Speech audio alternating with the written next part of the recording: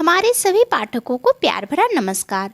तो हमारी आज की कहानी है बहू, हमने तुम्हारी प्राइवेसी का ठेका नहीं ले रखा। शालिनी सुबह सोकर उठी तो उसका सिर भारी लग रहा था। रात में भी कई बार उसकी नींद टूट चुकी थी। आजकल गर्मी ज़्यादा बढ़ गई थी तो पंखा चलने के बावजूद भी कम नहीं होती थी। जब शालिनी ने कूलर लाने की बात की तब सास ने कह दिया कि बहू, बिजली बिल ज़्यादा आएगा तो घर में कूलर चलाने की ज़रूरत क्या है। वैसे ही मेरे कमरे में कूलर चलता है। हम बूढ़ों से गर्मी सहन कहाँ होती है। छोटी को तो दहेज में कूलर मिला है तो वह लोग तो कूलर चलाएंगे ही, तो तुम पंखे से ही काम चला लिया करो। शालिनी को यह बात बहुत बेतुकी सी लगी थी, क्योंकि अगर घर में सबको गर्मी लग रही है तो क्या उसे गर्मी नहीं लगेगी। गर्मी बढ़ने के बाद एक सप्ताह तक तो उसने किसी तरह बर्दाश्त किया, लेकिन अब पानी सिर के ऊपर से गुजरने लगा था और गर्मी तो उसे भी लगती ही थी। गर्मी के मारे वो ठीक से सो भी नहीं पाती थी। आजकल उसका 3 साल का बेटा चीकू भी बहुत चिड़चिड़ा हो गया था। शालिनी का पति देवेंद्र भी रात भर करवटें बदलता रहता था। ऐसे में शालिनी को शहर वाले फ्लैट की याद आने लगती थी, जिसकी बड़ी बड़ी खिड़कियों से रात दिन भर भर कर ताज़ी हवा घर के भीतर आती रहती थी। तो उन्हें पंखा चलाने की ज़रूरत ही महसूस नहीं होती थी, क्योंकि घर की खिड़कियाँ इतनी बड़ी और हवादार थी कि पर्याप्त मात्रा में रोशनी और हवा भीतर आती रहती थी। लेकिन यहाँ ससुराल में एक छोटे से कमरे में उसे बहुत सारे सामानों के बीच रहते हुए उसे ऐसा लग रहा था जैसे वो खुद भी घर की कोई सदस्य नहीं बल्कि एक सामान हो, जिसका इस्तेमाल करने के लिए कमरे से बाहर निकाल लिया जाता है और इस्तेमाल करने के बाद वापस उसी कोठरी में फेंक दिया जाता है। जब शालिनी अपने कमरे से बाहर आई तो उसकी देवरानी ने बाल में कंघी करते हुए कहा, अरे दीदी, आज तो आपको उठने में बहुत देर हो गई। देखिए, मुझे ऑफिस जाने के लिए लेट हो रहा है, जल्दी से नाश्ता तैयार कर दीजिए। शालिनी ने जल्दी जल्दी पराठे और आलू गोभी की भुजिया बना दी। सूखी सब्जी देखते ही उसकी देवरानी मुंह बनाते हुए कहने लगी, अरे दीदी, इतना काम करने के बाद जब ऑफिस में खाना खाने बैठती हूँ तो कुछ अच्छा सा चटपटा सा खाने की इच्छा होती है। क्या आपने रूखा सूखा सा नाश्ता बना दिया है। शालिनी भी कहने लगी, अरे मैं भी घर के सारे काम करती हूँ, ऊपर से बच्चे को संभालती हूँ, मम्मी पापा की सेवा करती हूँ, मैं भी थक जाती हूँ, ऊपर से मेरी नींद पूरी नहीं होती है। सुबह सवेरे जितना हो सका मैंने कर दिया। इतना सुनना था कि उसकी देवरानी टिफिन लेकर वहाँ से गुस्से में पैर पटकते हुए चली गई और शालिनी हक्की बक्की सी रह गई। वैसे तो वो पहले अपने पति देवेंद्र और अपने बेटे चीकू के साथ शहर में रहती थी।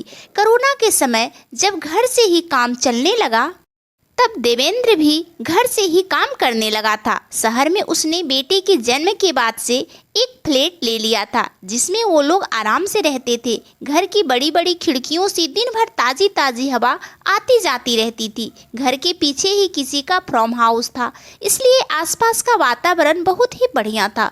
जब देवेंद्र घर पर से ही काम करने लगा तो उसके पिताजी ने उसे फ़ोन करके कहा कि जब तुम घर पर से ही काम कर रहे हो तो बहू को लेकर घर चले आओ, वो भी हमारी थोड़ी सेवा कर लेगी। वैसे तो तुम लोग हमेशा बाहर ही रहते हो। देवेंद्र को भी परिवार के साथ समय बिताने का बहुत मन था, इसलिए वह भी अपनी पत्नी और बेटे के साथ घर वापस चला गया। अब कहने को तो वो लोग घर वापस आ गए थे, लेकिन घर में उनके रहने के लिए ढंग का कोई कमरा नहीं था। पहले तो वो लोग छुट्टियां में आते थे तो किसी तरह छोटे से कमरे में एडजस्ट हो जाते थे, लेकिन अब उन्हें बहुत दिक्कत हो रही थी। देवेंद्र के छोटे भाई की नई नई शादी हुई थी तो बाबूजी ने उसके लिए छत पर बढ़िया सा हवादार कमरा बनवा रखा था। लेकिन देवेंद्र को अभी भी नीचे एक पुरानी कोठरी मिली हुई थी, जिसमें घर का बहुत सारा फालतू सामान रखा हुआ था। पहले तो देवेंद्र कुछ दिनों के लिए घर आता था तो उसने ज़्यादा ध्यान नहीं दिया, लेकिन इस बार वह ज़्यादा दिनों के लिए वहाँ पर रह रहा था तो बच्चे के साथ उसे भी दिक्कत महसूस हो रही थी। बाबूजी कहने लगे, अरे नहीं नहीं बेटा, अभी छोटी की नई नई शादी हुई है, उसे अच्छे से प्राइवेसी मिले इसलिए तो मैंने उसका कमरा ऊपर बनवाया है। अब तुम लोग भी ऊपर चले जाओगे तो कहीं छोटी बहू को बुरा ना लग जाए। ऊपर से वह ऑफिस भी जाती है तो उसे भी समय पर आराम मिलना चाहिए ना। अब तो देवेंद्र के ऑफिस में सब लोग ऑफिस जाने लगे थे, लेकिन देवेंद्र के पिताजी उसे शहर नहीं जाने देना चाहते थे, क्योंकि देवेंद्र ने यहाँ रहते हुए बाहर का सारा काम संभाल लिया था और शालिनी ने रसोई संभाल ली थी। छोटी बहू तो घर का ज़्यादा काम करती ही नहीं थी, ऑफिस चली जाती थी तो पीछे से उसकी सास पद्मा जी को ही सारा काम करना पड़ता था। लेकिन अब बहू के आने के बाद उन्होंने सारा काम बड़ी बहू के ऊपर ही छोड़ दिया था। अब शालिनी भी दिन भर घर का सारा काम करके परेशान हो जाती थी। पहले तो ठंडी का मौसम था तो पता नहीं चलता था, लेकिन गर्मियों में छोटा सा कमरा दिन में आग की भट्टी की तरह तपता रहता था और रात को भी ऐसा लगता था जैसे वह रूम में ही नहीं बल्कि किसी गर्म अवन के बीच में जाकर सो रही है। ऐसे में बहुत दिक्कत होती थी। उसका बेटा भी रात में सोते समय हाथ पैर चलाता था तो उसके लिए भी अब अलग से कमरे की ज़रूरत महसूस हो रही थी। और आज जिस तरह घर की छोटी बहू खाने के लिए उस पर चिल्लाई थी, उससे शालिनी का मन गुस्से से भर उठा। दिन भर शालिनी के मन में भयंकर उथल पुथल मची हुई थी।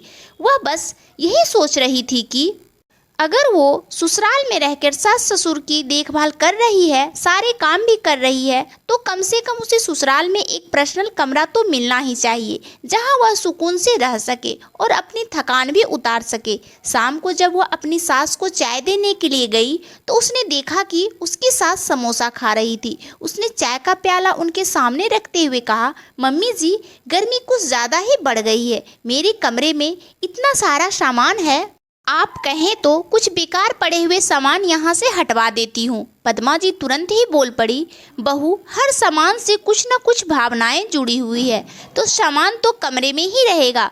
तुम आराम से कमरे में सो जाया करो ना, तुम्हारी चौकी भर की जगह तो है ही, तुम्हें सामान से क्या लेना देना है। शालिनी ने भी उखड़ी सी आवाज़ में कहा, मम्मी जी, अब चीकू भी बड़ा हो रहा है, थोड़ी प्राइवेसी हमें मिलनी चाहिए और कमरे में कोई बड़ी खिड़की भी नहीं है और ना ही नई खिड़की बनवाने की जगह है, क्योंकि नीचे बड़ी खिड़की खुलेगी तो बाहर गली में आते जाते लोग भीतर नज़र मारते रहेंगे और गली में हवा भी नहीं आती है। तो मैं सोच रही थी कि हम भी ऊपर एक कमरा बनवा लेते हैं। अगर आपको रुपये नहीं देने तो रुपये भी हम दे देंगे, बस आप कमरा बनवाने के लिए हाँ कह दीजिए। पद्मा जी की नज़रें कठोर हो गई और वो कड़कती हुई आवाज़ में बोली, बहू, हमने तुम्हारी प्राइवेसी का ठेका नहीं ले रखा है, तुम्हारा कमरा वही है तो चुपचाप अपने कमरे में पड़ी रहो। और चीकू अभी इतना बड़ा भी नहीं हुआ है कि उसके लिए अलग से कमरा बनवाया जाए। शालिनी बोल पड़ी, मम्मी जी, वहाँ शहर में तो हमने सब सोच समझकर ही 1B4 का फ्लैट लिया था, लेकिन आप लोग चाहते हैं कि हम लोग आपके साथ रहें तो आप लोगों को थोड़ा सा हमारे बारे में भी सोचना चाहिए ना। और आप लोग की फरमाइश पर ही तो हमने बच्चे के बारे में सोचा था, तो अब आप हमारे बारे में क्यों नहीं सोच रही हैं। पद्मा जी समोसा कुतरते हुए बोली, भाई, हमें तो बस पोते का चेहरा देखना था। अब तुम्हारा बच्चा है तो तुम्हारे साथ ही सोएगा ना। हम इसमें तुम्हारी सारी उम्मीद लगाकर क्यों बैठी हुई हो। हमारे घर में कोई बदलाव नहीं होगा। बस सास की बात सुनकर शालिनी के पैरों तले जमीन खिसक गई। वो पूरे दिन घर के परिवार के लिए लगी रहती थी। दिन भर उसे आराम करने की फुर्सत ही नहीं मिलती थी और रात को जब वह कमरे में सुकून के कुछ पल बिताना चाहती थी तो वह भी उसे नसीब नहीं हो रहा था। उसकी आंखों में आंसू आने लगे तो वो कमरे में चली गई। आज कमरे में भरा हुआ पूरा सामान जैसे उसे और मुंह भी चिढ़ा रहा था कि तुझसे ज़्यादा वैल्यू तो हमारी है इस घर में। तभी बाहर से उसे अपने पति की आवाज़ सुनाई दी। वह कह रहा था, बाबूजी, यदि हमारे लिए इस घर में एक ढंग का कमरा भी नहीं है तो फिर हम भी यहाँ आप लोगों के साथ नहीं रह सकते। आपने छोटे को तो ऊपर में कितना सुंदर बढ़िया कमरा बनवा दिया है और हमें वहाँ नहीं जाने देना चाहते क्योंकि उसकी प्राइवेसी खराब हो जाएगी। आपको बस उसकी चिंता क्यों है? आप लोगों ने तो हमसे बस बच्चे की फरमाइश कर दी थी। हम लोग भी आपकी खुशी के लिए आपकी हर बात मानते चले गए। ऐसे में जब हमें दिक्कत हुई तो हमने भी आपकी ओर हाथ नहीं फैलाया था, बल्कि अपनी मेहनत के दम पर ही अपनी सारी सुख सुविधाएं जुटाई थी। जब आपने फरमान सुनाया कि अपना सब कुछ छोड़ छाड़ कर हमारी सेवा करने के लिए आ जाओ ताकि परिवार के साथ समय बिता पाओ, असल में आपको परिवार के साथ समय नहीं बिताना था, बस आपको काम करने के लिए नौकर नौकरानी चाहिए थे। मैं बाहर के काम संभाल लूँ और मेरी पत्नी घर के, बाकी आप लोग आराम से रहें, यही चाहते थे ना आप लोग। अगर घर में आप लोग हमें कोई सुविधा नहीं दे सकते हैं तो फिर हमें भी यहाँ नहीं रहना है, इसलिए अब हम लोग वहीं चले जाते हैं। पति की बात सुनकर शालिनी की आंखों में आंसू आने लगे कि आज देर से ही सही उसके पति ने उसकी बातों को समझने की कोशिश की। तभी उसके ससुर जी जोरदार आवाज गूंजी, तूने शहर में एक फ्लैट ले लिया है तो तुझे इतना घमंड हो गया है क्या? जा चला जा वहीं पर, इससे हमें क्या, समाज तुझे नालायक बेटा कहेगा। देवेंद्र बैग से बोला, बाबूजी, समाज से सर्टिफिकेट लेने के लिए मैं अपनी वर्तमान जिंदगी को तहस नहस नहीं कर सकता।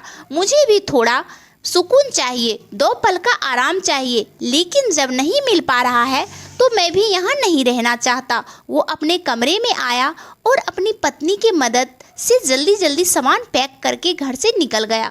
दोस्तों, परिवार के साथ रहना बहुत अच्छी बात होती है, परिवार के प्रति फर्ज निभाना भी अच्छा होता है, लेकिन जब सब कुछ होते हुए भी बड़े बुजुर्ग बच्चों की सुविधा के बारे में ना सोचे तो क्या ऐसे में कष्ट सहकर भी उनके साथ रहना सही है, या फिर देवेंद्र ने जो कदम उठाया वह सही था? आप अपने विचार कमेंट करके ज़रूर बताइएगा।